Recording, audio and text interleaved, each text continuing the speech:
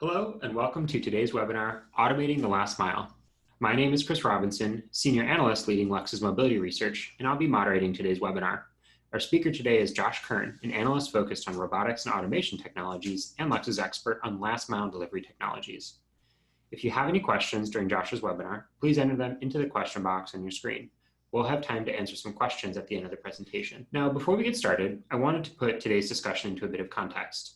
The way we move is changing faster than ever as vehicles become more automated, electrified, connected, and shared. While we often think about these innovations in the context of passenger vehicles, the opportunity for innovation in logistics as e-commerce volumes continue to grow is also creating tremendous opportunities for disruption. Lux partners with our clients to help drive smarter innovation and faster growth. With Lux, you get access to our primary and secondary research through a member site and can engage with our technology experts like myself, Josh, and our colleagues for how emerging technologies will impact your business. As a demonstration of our approach, I'm thrilled to introduce you, Josh Kern. Thanks, Chris. So today I'll be talking about automating the last mile, and specifically how different automation technologies can support the last mile of parcel delivery.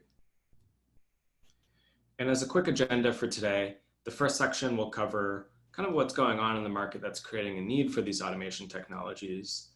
I'll then proceed to look at what the different types of technologies are that are being developed and planned. And third, what are some interesting partnership strategies and investments that could be interesting to you? So in 2013, Jeff Bezos unveiled Amazon's Prime Air project on 60 Minutes. And this was the company's drone delivery program for parcel delivery.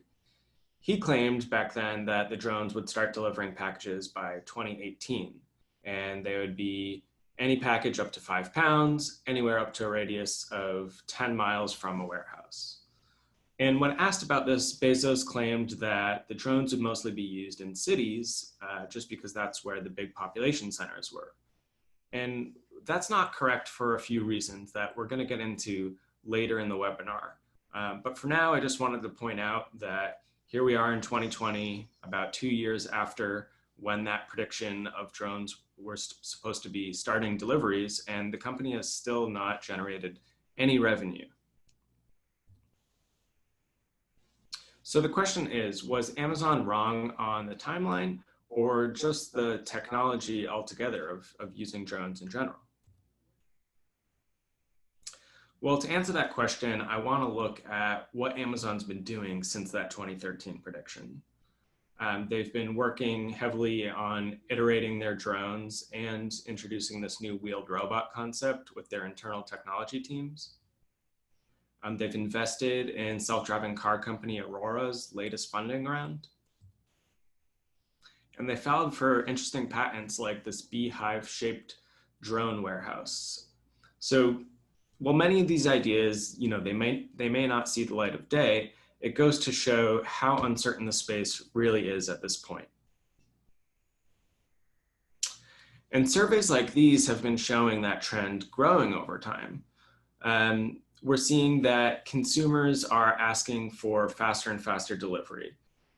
Reasons for that are the rise of e-commerce, the decline in car ownership, and just general competition amongst retailers to become the best service for their customers. So as retailers move from 2-day to 1-day and even same-day delivery, they'll need to rethink their logistics operations. And there's many ways to do that. There's warehouse workflows that they can optimize, like bin picking and material handling, using technologies like robotic arms and grippers and autonomous mobile robots. There's route optimization. So how do you make sure that trucks are being as efficient as possible while still satisfying various customer demands? There's the location of fulfillment centers and consolidation points. So we're starting to see micro-fulfillment centers pop up in urban locations like New York City, and these are really ripe for things like 2-hour delivery. And finally, there's last mile delivery, which according to a recent survey by Capgemini Research Institute, accounts for about 41% of the cost of the supply chain. And this last one is where we'll focus for today's webinar. And it's not just the cost that makes automating the last mile such an interesting topic, but it's also the most uncertain because almost nothing has been implemented on a significant scale today. We also saw the topic bump up 4 spots to number 14 on our top 20 transformational technologies for 2020 report. This is one of our biggest reports of the year, so definitely reach out to us if you'd like to see it. So in over 100 years, very little has changed about how parcels are actually delivered outside maybe the powertrain of the vehicles that are doing the deliveries or the conditions of our road systems. And the fact is, parcel delivery, it's just really hard to innovate for a few reasons. There's the complexity of the environments.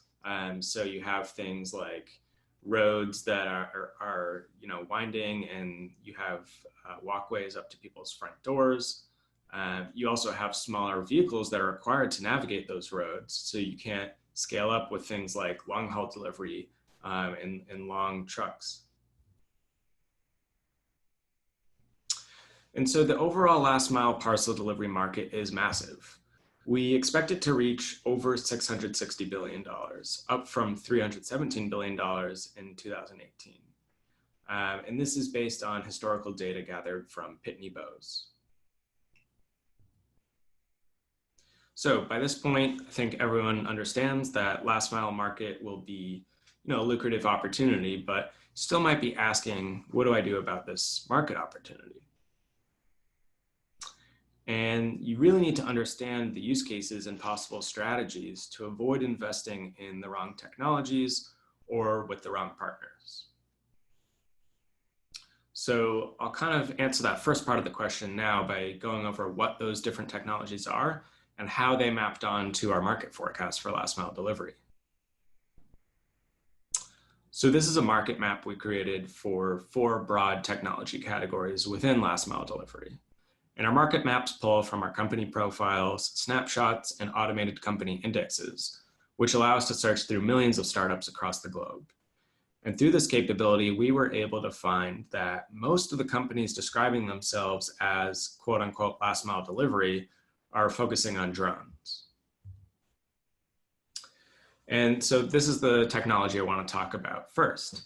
And the idea of delivery drones, it's generated tons of hype since that Amazon announcement of its Prime Air project that I mentioned at the beginning of the webinar. And we see that hype matched by the sheer number of startups that are entering the space. And there's good reason, there's a lot of advantages, such as the fact that drones don't have to deal with pedestrians and cars. That could change in the future when you have a sky full of drones. There might be some issues with having to avoid collisions with other drones. But the other good thing is they can travel up to 60 or 70 miles per hour in a direct line of sight to the destination. There's disadvantages as well.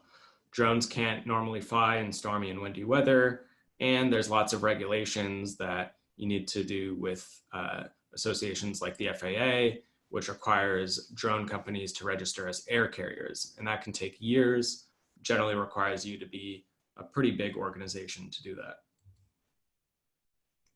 And a primary example of one of those big players is Wing, which is actually a subsidiary of the Google parent Alphabet. And it's received one of those certifications from the FAA. And it's doing this partnership with FedEx and Walgreens right now in Christiansburg, Virginia, where it's delivering small parcels from the local shops in that town to residents in that town. And the collaboration, it's only working with local shops. It's not doing anything with warehouses. And while that use case of the rural shop to the residents is exciting, the biggest market opportunity will definitely be warehouses to residents. That's just where operations can be more efficient. But even with this warehouse to resident model, urban areas are really off the table due to factors like congestion and noise. The next technology I wanted to look at is autonomous vehicles. Now, I think everyone's seen some bad press on AVs, whether it's fatal accidents from companies like Uber or Tesla, or the fact that almost every autonomous vehicle company is pushing back timelines for when these will be truly ready to use. But this technology, it really has the most potential to transform industries like logistics. Looking at the advantages of AVs, the biggest benefit is carrying many more packages at once. This makes the technology much more feasible in any scenario that physically allows for these vehicles to operate. It's also relatively fast, and it's definitely the fastest if you think about the overall throughput of how many packages you can deliver in an hour. Again, there's disadvantages as well. So we're still a few years away from real deployments. We'll see ride hailing first as the first application for AVs, just due to the extreme need and benefit from that technology within that industry. We've seen autonomous vehicle companies and pilots for a few years now. And while these companies are close to making a technically complete solution, regulators definitely remain the biggest hurdle. In addition to that, AVs have one limitation, that you can't drop parcels off right at the front door because the vehicles are only operating on roads. So that means the customer usually will need to be home and come to the street in order to collect the parcel. Some companies in China are taking advantage of the fact that the regulatory landscape for AVs are uncertain. So the startup Neolix is working with regulators to define what the regulations should be. The company is boldly claiming to mass produce 1,000 autonomous vehicles in 2020, both for parcel and food delivery in China. Neolix's vans are now operating in a region near Beijing, and it's working with many logistics companies and retailers on pilots. And those logistics customers are interested in using this technology, both in rural and urban locations, making AVs the technology with the most widely available use cases. I briefly wanted to touch on two other technologies that we won't have time to get into fully today. The first one is legged robots. And while these might be used to deliver packages in rural areas with walkways up to a front door, we don't expect deployments to start for at least another 10 years. And this is reflected in the fact that there's only 2 companies targeting the last mile delivery use case right now with that technology. If you have more questions about this particular technology, please reach out, but for the sake of time, we need to move on. The second one that I briefly wanted to look at was wheeled robots. This is the most technologically ready solution so far, but due to things like slow speeds and limited payload capacity, we really only see these being used on college campuses. So let's see kind of how those technologies mapped onto our market forecast. And when we look at this graph, we really see there's 2 potential systems that dominate the chart, and they both include autonomous vehicles. The first one is just autonomous vehicle lockers on their own, in which multiple packages can be stored in different compartments of the vehicle and later retrieved by a person with a mobile app. The second one is the combination of an autonomous vehicle with a drone. This assumption relies on delivery points being somewhat close together and the range of a drone probably within a mile. But what would happen is the drones would be launched off of a moving autonomous vehicle. And let's zoom out for a second. Let's put this in the total context of the overall last mile delivery market. We see that the automation technologies still won't be that big of a portion of the total last mile delivery market. In fact, about 80% of parcels will still be delivered manually by 2030. And the reason for this is mostly due to the fact that we see business parcel deliveries staying non-automated during the next decade. And that alone accounts for around half of all packages. That doesn't mean you should sit back and relax for the next 10 years. So instead, let me offer some suggestions on how to take advantage of this opportunity today. And I want to start by looking at a last mile delivery partnership map. So we looked at kind of all of the logistics companies, the retailers, and the technology companies to see how they're working together today. So most retailers and logistics companies are choosing 1 or 2 of the technology partners, but you see big pushes from companies like Walmart and Swiss Post for even more of these partnerships. And the number of partnerships doesn't necessarily depend on the size of the company's revenue. As you can see here, Swiss Post has much smaller revenue than Walmart, but still has even more partnerships. What's interesting here is that Amazon only has 2 partnerships, but you need to remember that there's lots of internal development happening at the company.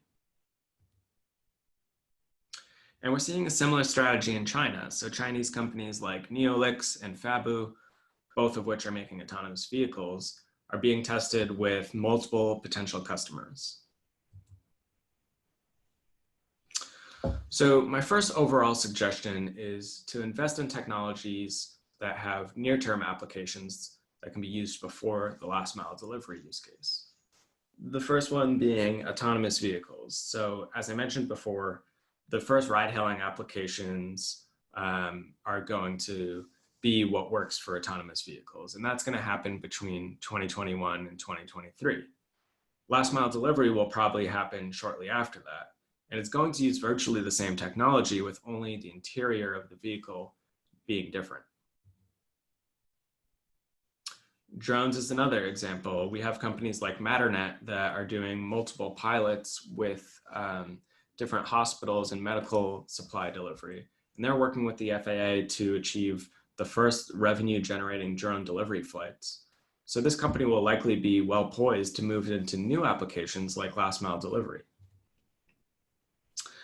And then wheeled robot companies, which I mentioned briefly earlier, companies like Kiwi Campus and Starship Technologies, they started out back in 2017 delivering food on college campuses. And those learnings can be used if they'd like to expand that use case to delivering parcels in similar environments. So next I want to give some tips on how to kind of use the technology being delivered in the APAC region. So in APAC, the need for automation technologies is not as much about labor savings as it is about solving new use cases, such as drone delivery to remote islands or mountainous regions. And although you might think APAC is a big market for last mile delivery based on this graph of parcel volumes, it's not really the case because the cost to deliver parcels in places like China right now are still quite low. And therefore, it's better to focus on the US as the first market for these technologies, as this is the country that currently has the highest dollar amount in terms of market size. That being said, technologies that are being built in the APAC region have promise. You can think of companies like Baidu, which are building autonomy stacks and kind of licensing that out to many other startups. And finally, there's a big shift happening for logistics companies, right? So last mile delivery, it's becoming increasingly complex with the different speeds that consumers are requesting for delivery in different environments where deliveries need to be done. And the fact of the matter is last mile delivery, it's no longer going to be a core competency of logistics companies. On the other hand, there's a lot of interesting startups, some of which I've mentioned in the webinar today, that do have this core competency. And interestingly enough, they're all positioning themselves as robot as a service or drone as a service business models. And we encourage logistics companies, and in some case retailers, to partner with these technology companies if you don't have any advanced technology groups internally.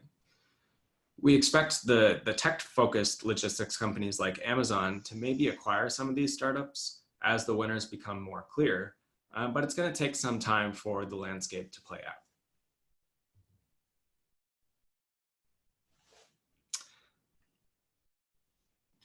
Thanks, Josh, for the informative presentation. We do have several questions coming in, so let's jump right into those. As a reminder, please enter any questions in the question box on your screen. So the first one here is something you touched upon a little bit, but maybe we can dig a little bit deeper. Why is there a bigger opportunity to use drones to deliver goods from warehouses rather than from brick and mortar stores? Yeah, it's a great question. So, in the beginning of when we were seeing these drone parcel delivery systems being tested, The example that I gave, for example, Wing testing this in rural town in Virginia, the reason that they're using those types of environments is because it's really easier to deal with in terms of regulations. As well, you don't have as many people complaining about all the drones in the sky compared to when you're in a dense urban area. But even further than that, brick and mortar stores, they're not optimized for drone delivery right now. So you have to figure out how to train an employee that's working in the brick and mortar store to maybe load up a drone. The way that the store is physically set up, it might not be perfectly optimized. Usually an employee will have to walk outside and bring the parcel to the drone there. So different reasons like that. Whereas if you build a warehouse that's specifically designed to kind of deal with drones, you'll be able to kind of build it from the ground up in a way that's optimized, kind of like how warehouses right now have loading docks, and these are optimized for truck loading. You could imagine something similar to that for drones. Thanks. Next question here. I've seen legged robots like those from Boston Dynamics in the news. How are we still 10 years away from using those for last mile delivery if they're already mature? Yeah, so it's a good question. It's true that kind of some of those types of robots, like from Boston Dynamics, are coming to market. They actually just released a robot called Spot, which is the one that kind of looks like a dog. But right now, they're only used in limited use cases. So for example, they're doing things like surveying and inspection in mostly industrial settings. So think of like a factory floor or a warehouse where there's not too much kind of variability. When you're bringing a robot like that into an outdoor environment, it becomes much, much harder. And if you think about it, it took about 10 years for mobile robots, these are the robots that are on wheels, to kind of go from being used in an industrial setting to an outdoor use case, such as the wheeled robots that we were talking about in delivery on college campuses today. So if you think about that 10-year time frame, we're just starting to see these legged robots being used in the indoor environments right now, about 2020. That's why we're kind of expecting it to take a similar amount of time to be adopted for outdoors. The other thing that makes outdoors hard is you're encountering things like stairs, inclement weather, so stuff like snow. There might be random obstacles that you just can't predict. So there's just a huge level of kind of unstructuredness to those environments. Mm-hmm. So we've had a question on drones, one on legged robots. We have a question here on autonomous vehicles. What types of developments have been done in making autonomous vehicles specifically for the last mile delivery use case? Yeah, so as I mentioned, a lot of the autonomous vehicles that we've seen being developed are really focusing on ride hailing. But there are a few startups that are tackling the last mile use case already. One of the companies is UDelv. They've done some pilots with Walmart. And what's interesting about them is they've actually said they're not going to work on kind of the basic autonomy stack. Instead, they're outsourcing that part to Baidu, which I mentioned earlier in the webinar, which has a really solid autonomy stack. And their kind of business model is licensing that out to other companies that are working on specific use cases like last mile delivery or ride hailing. But UDelv has added two kind of features that differentiate it. One is that it can navigate very easily in parking lots and things like dead ends on streets, which usually aren't encountered by some of the typical autonomous vehicles. And in addition to that, they developed the inside of the van. So they're figuring out how are the compartments going to work? What's the user interface going to be for consumers to open these compartments? So yeah, a lot of startups like that. There's another one called Academy of Robotics. They're looking at the use case of delivering from lockers, things like an Amazon locker, to the final destination, whether that's your home, your work, or wherever you want the package to be delivered on demand. All right, and we have time for one more question. The last one is, why do drones themselves have such a small market forecast? Yeah, so just from conversations we had with many industry insiders, we decided that drones will almost surely not be used for large-scale parcel deliveries in cities, mainly due to complaints that residents will have about the noise and the congestion in the sky. If you think about how many parcels are delivered in New York City on a daily basis, which I think is more than 1 million at this point, drones would be covering the sky. It's just not really that feasible. So what we did is we looked at the warehouses that are located outside of those dense urban areas, and we calculated kind of how many people live within a 10-kilometer radius of those warehouses. And it turns out it's only something like 12% of the total population. And then in addition, you factor in the fact that drones are limited to small parcel sizes, and for the most part will only deliver consumer parcels. And that's what really kind of limited the overall market size for that technology. Thanks, Josh. That's all the time we have for today. If you do have any questions after this webinar about the content or Lux, please email us directly at questions@luxresearchinc.com and someone will get back to you. If you submitted a question we didn't have time for, we'll reach out to you shortly. You can also follow us on LinkedIn, Twitter, or follow our blog at luxresearchinc.com for ongoing information and insights. Thank you for your attention, and thanks again to our presenter, Josh. Have a great day, everyone.